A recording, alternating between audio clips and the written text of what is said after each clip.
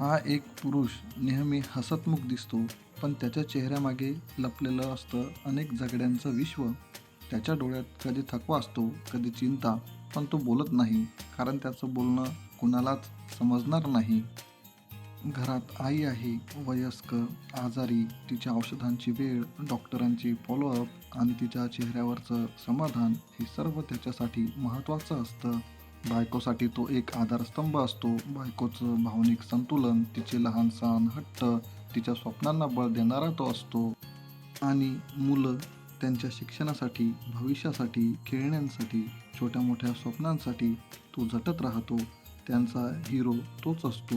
पण स्वतःसाठी काही मागत नाही. तो फक्त मिळेल तिथून थोडं हसणं आणि शांत झोप एवढंच मागणारा.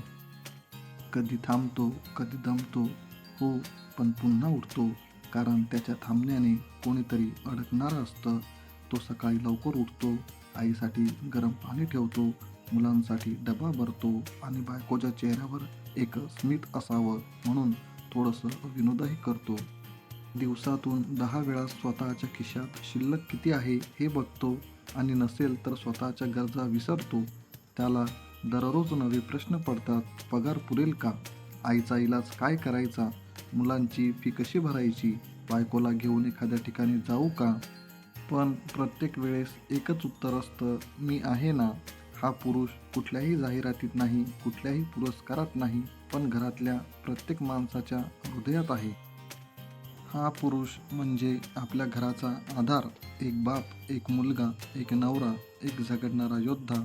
जर तुझ्या आयुष्यातही असा एखादा पुरुष असेल, तर आज त्याचं आभार मान, कारण तो कधी सांगत नाही, पण तो झगडत असतो तुझ्यासाठी. मित्रांनो, हा व्हिडिओ तुम्हाला कसा वाटला? खाली कमेंट बॉक्समध्ये कमेंट करून नक्की सांगा.